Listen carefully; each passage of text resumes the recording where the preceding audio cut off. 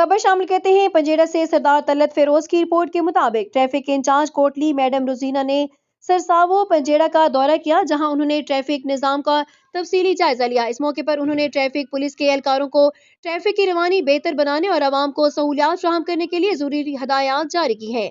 दौरे के दौरान मैडम रोजीना ने ट्रैफिक की रवानी बरकरार रखने के लिए अंजुमन ताजदान से भी गुजारिश की कि वो दुकानों के सामने और अहम मुकामात पर मुनासिब रहनुमाई बोर्ड नस्ब करें ताकि सड़कों पर रुकावटें कम हो और आमदोरफ्त में आसानी पैदा हो। उन्होंने ये भी कहा कि तमाम मोटरसाइकिलें लारी अड्डा पंजेरा में खड़ी की जाए, जहां फ्री पार्किंग की सहूलत मौजूद है। मैडम रोजीना ने मजीद हिदायत की है कि स्कूलों की छुट्टी के औकात में मोटरसाइकिलें और गाड़ियां दुकानों के सामने खड़ी न की जाएं, ताकि तलबा, वालदैन और आम शहरियों को आमद और रफ्त में किसी किस्म की दुश्वारी का सामना न करना पड़े और ट्रैफिक की रवानी मुतासिर न हो। मैडम रोजीना ने कहा कि ट्रैफिक की रवानी बरकरार रखने के लिए ट्रैफिक कवानीन पर सख्ती से अमल दरामद नागुज़ीर है। उन्होंने आवाम से अपील की है कि वो अपने कवानीन की पाबंदी करते हुए मुकर्ररा मुकामात पर पार्किंग करें और दौरान सफ़र एहतियाती तदाबीर इख्तियार करें।